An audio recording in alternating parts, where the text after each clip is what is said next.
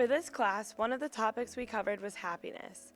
One of the things that I was so perplexed by at the end of last Thursday's class is that we learned so many useless tidbits of information, subjects and equations we never might need to know or use, but we never spend any academic time studying happiness and satisfaction in our own lives.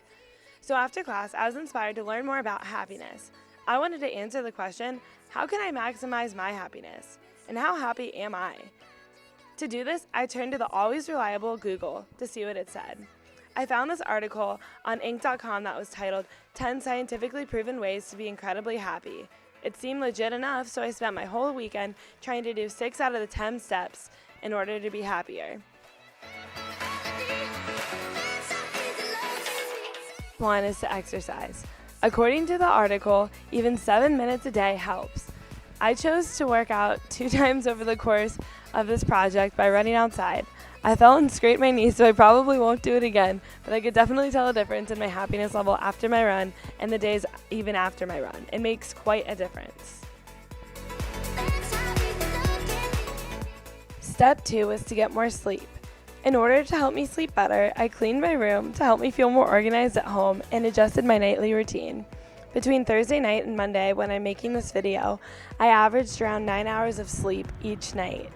And overall, it definitely helped my mental well-being and my happiness increase.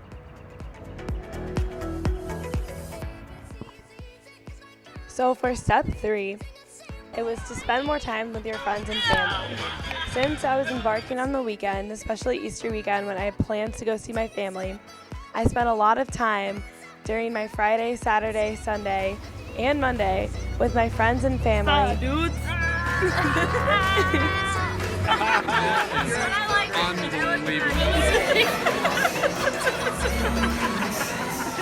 Step 4 is to get outside more. 57 degrees Fahrenheit is the best temperature in order to maximize your happiness. Luckily this weekend it was in between 55 and 72 degrees outside, so it was this perfect sweet spot in order to enjoy the weather and to maximize someone's happiness.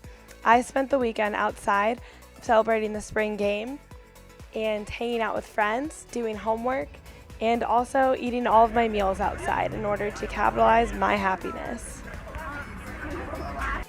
Step 5 was the most interesting, and that was to think about a trip or even just plan a trip that you want to take.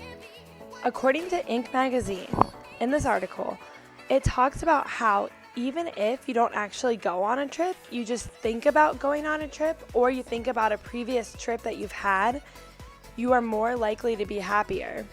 So I chose to think about a trip that I took in the summer of 2015 when I studied abroad. So step 6 and the last step that I tried was to express gratitude. In order to do this, I wrote a letter to my roommate in the form of a journal and I gave it to her and I watched her read it and it was a really great experience. It was overall my favorite thing that I did this week and it definitely increased my overall level of happiness and then it also increased hers. So take a look at what happened. Shut up. Did you do this? Yeah. Oh my gosh, Delyn. Why'd you do this? Oh my god. Stop. I'm gonna cry. You didn't have to do that. Overall, my experience this week was a very positive one. I got to reflect on some memories that mean the most to me, think about some trips I haven't in a very long time, and I got to express to my friends how much they mean to me.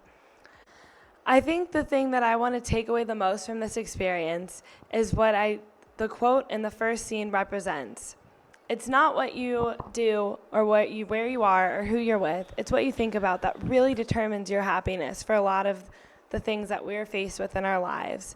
So to keep this in my back pocket when I'm faced with adversity that I'm inevitably am going to be with, I've got to remember, think positively in order to be happier.